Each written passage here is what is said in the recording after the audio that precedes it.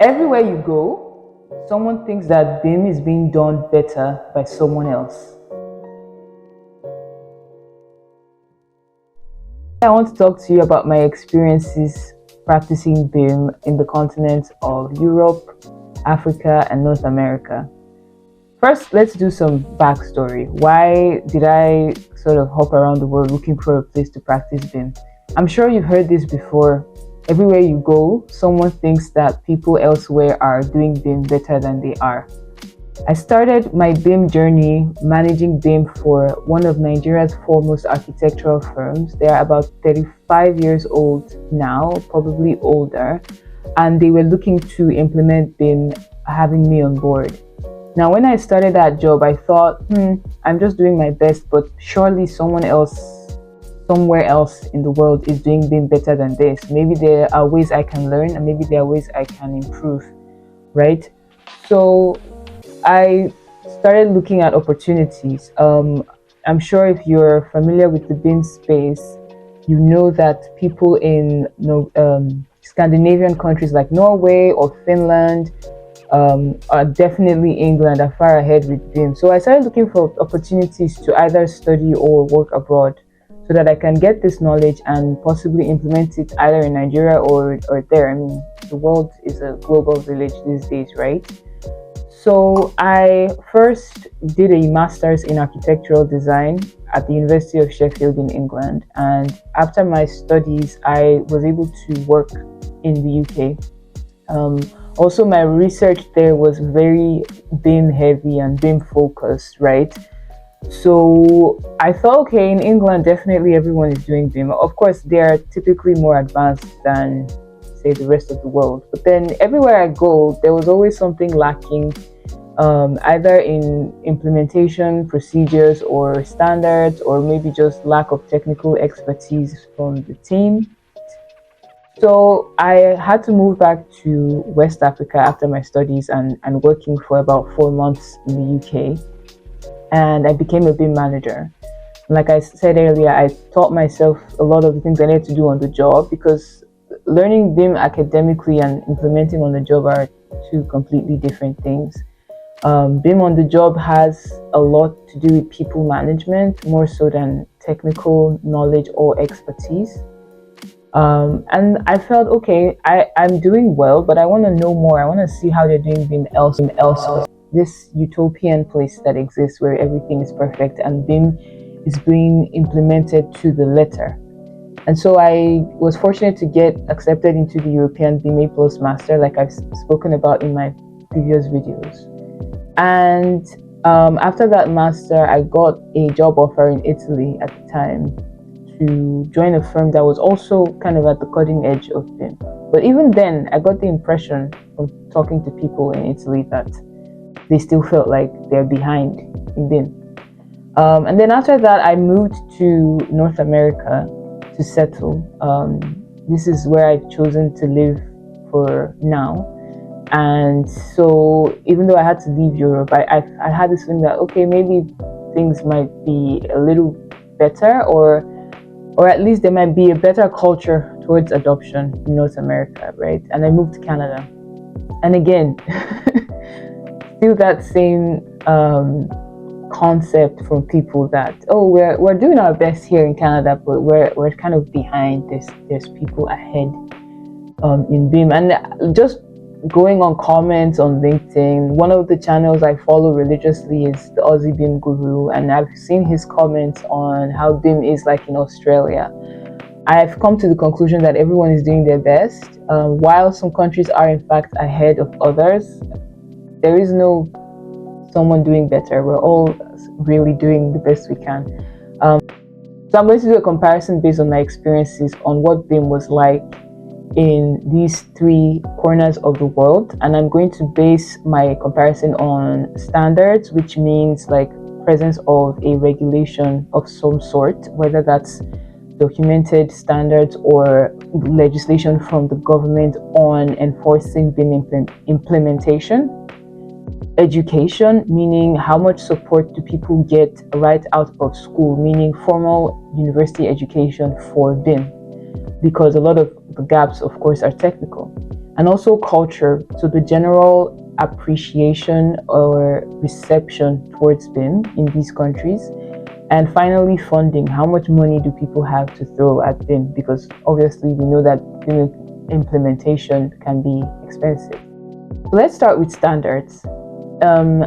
I think of all the continents I've lived on, which is Europe, North America, Africa, Europe has the highest collective group of countries that has actual regulatory standards that are enforced and that are required on projects.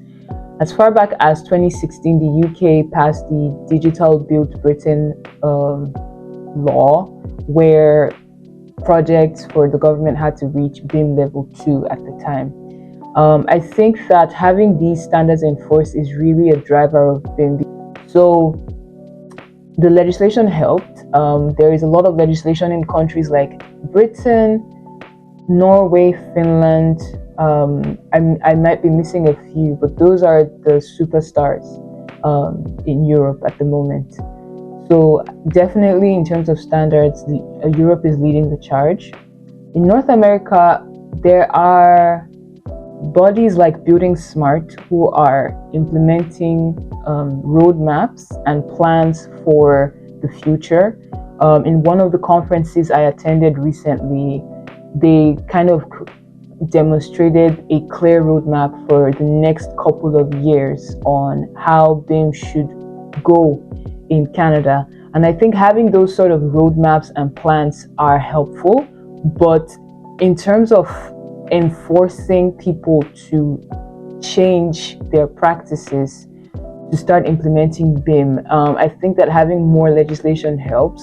There isn't as much in Canada in terms of legislation, and even in terms of standards. So in most countries, there is some version of the ISO 19650 being implemented, and the ISO is supposed to be a guideline that other countries are supposed to build on. So the ISO 19650 is a collection of guides and suggestions on how countries could enforce BIM standards for what works for them. It's not supposed to make people do something that doesn't work. So England is supposed to have its own addition or improvement upon the ISO.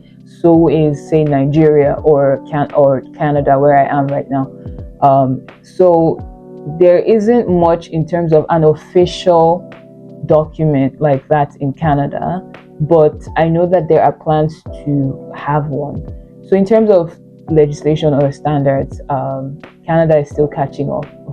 In Africa, there are regulatory bodies like the Standards Organization of Nigeria that regulate things like the ISO. While there isn't any formal ISO document that has been written for BIM specifically, you have organizations like BIM Africa that have been partnering with other foreign institutions to make yearly reports and dictionary definitions of BIM terminology just to improve implementation. So there also is not as much as Europe in terms of standards in Africa, but there is a significant effort from non-governmental organizations like BIM Africa to create some degree of streamlining requirements and definitions for data exchange. So let's talk about education. Again, Europe is leading the charge in terms of having accredited master's programs that you can do. I know of a few in the UK, and I know of the ones that I did in Europe, for example. I think there are many universities in Europe that will offer you an accredited 1 year or 2 year master's degree program in BIM, which sort of makes you qualified, because again, this is a profession in as much as BIM is a subsection of the architecture, engineering, and construction profession. It is a profession on its own, and having accredited education is what makes you competent. Even though it's not a requirement to do BIM, you can teach yourself the skills you need, but just having accredited education, I think, is a good indicator of countries that are taking BIM adoption more seriously. In Canada, there aren't as many programs. I think most of the master's degree or PhD programs that are funded are typically centered around heritage preservation, because that's a big topic of conversation here in Canada. So there also isn't as much in Canada, and in Nigeria as well. I don't think there are any accredited BIM programs. But I will say that the architecture education in Canada and Nigeria have heavy modules and courses that enforce knowledge of things like how to model or how to use certain tools, energy modeling, and so on. There are courses within architecture curriculum that address BIM subjects, but there isn't a specified or definitive BIM master in these places. So lastly, let's talk about culture and funding. Overall, I think that there is a better culture towards BIM in Europe and in Africa. Again, because of legislation and education, the culture in Europe towards BIM is very, very ahead of these other two continents. You would typically go into a firm and see that there's already some degree of BIM being implemented, or there's already conversation about improving the practices in the company to have more BIM implementation. In Africa, even though there isn't a formal structure or standards organization requiring this, the engineers themselves see the value in technology. So you would go into a firm, and typically, especially in architecture, all of the architects would be very advanced in using a tool like Revit or ArchiCAD. In North America, on the other hand, I found that there is a bit of more resistance. Even though people are now implementing tools like Revit, I still see scenarios where people do things like importing CAD into Revit just to have a Revit model. I wouldn't have seen something like that in Africa, for example. I think that most of the professionals there have taken the effort to educate themselves on how to use those tools, and so they are quite advanced. However, I will say that in Canada, the people who know BIM very well. So there are specialists who have taken their time in their career to say that they want to be BIM specialists, and those people are very competent, but they are not as many as the regular architect or engineer who still prefers to use AutoCAD. It's changing, is improving, and I believe there are projects now that are requiring BIM for submission. That's kind of enforcing people to sort of wean off old habits and get into the spirit of BIM. But in terms of not requiring a sort of push from a higher power, whether that's a client or a government or regulation, I think that the culture of BIM in Africa is probably the best I've experienced, because people do it just because. They do it even if the client isn't requesting or even if the government isn't regulating. They see the value in saving time and being more efficient, which will lead me to my next point about funding. I think that there's a lot of resources financially in North America, possibly more than even in Europe. I don't have extensive experience in that aspect while I was in Europe, but I've seen that here there isn't any sort of restriction on investing in BIM. So you need hardware, you need computers, done. You need software subscriptions, done. You need BIM 360 cloud subscription, done. No one is ever concerned about how much are we spending. It's usually more an issue of getting the team to be on board with the tools. In Africa, it's the opposite. There isn't as much in terms of finance to just throw at BIM. And so it forces people to be creative, because to be fair, if you are someone who is managing several projects, in Canada, for example, roles are very specific. So if you do one thing, that is your role, that's what you do. In Africa, you do everything. You are the architect, you are the interior designer, you are the landscape architect. If you have that much work to do, you want to do it fast. You want to do it as effectively as possible. And BIM helps you do that. So you find people implementing BIM just because it's like a common sense thing to do, not because the subscription is particularly affordable.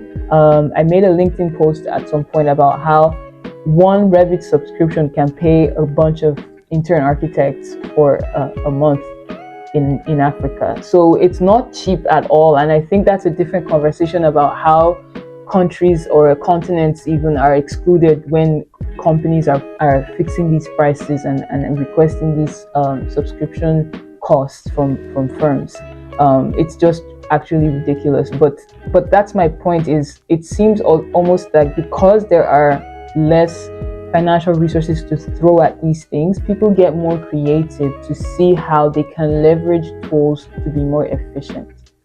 In Europe, again, they're just more advanced in BIM implementation. So you have a bit of balance in terms of people who have the skill and people who own the tools. And of course, there's more funding because it's supported by the government. It's part of legislation, right? So there's more support for funding. But somehow I feel like my experience, at least here in North America, is that there's just more in terms of money to pay for tools.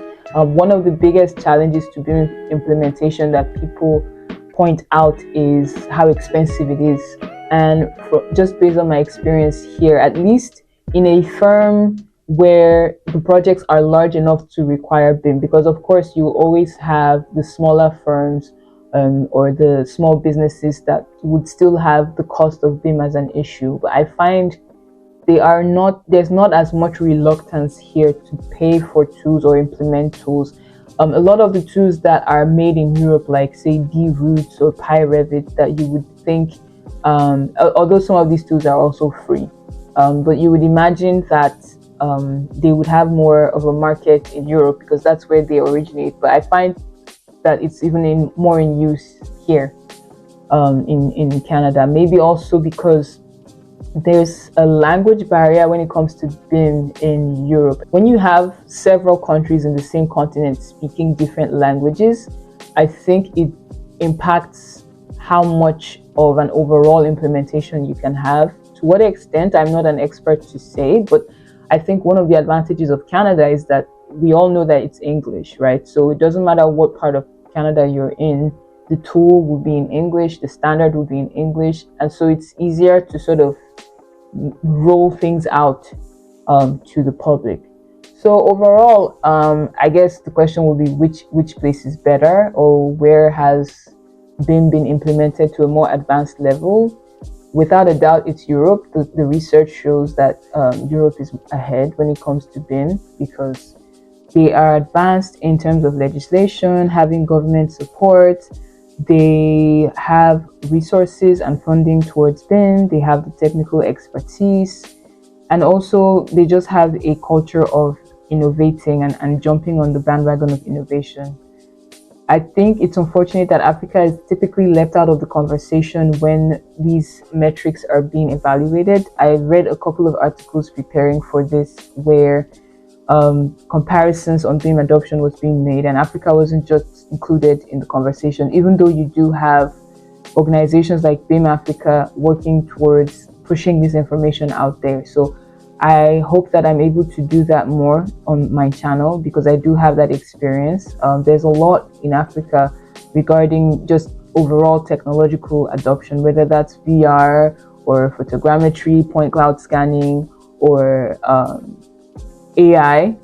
There's a lot of people doing really good work and interesting work in technology in general. So I'm looking forward to seeing Africa more in the conversation. Thank you for watching. If you enjoyed this and you want to support me so I can keep doing more videos, please subscribe. Your subscriptions tell me that I'm doing something right and that you like the content I'm bringing and that I can just keep doing more of what I'm already doing.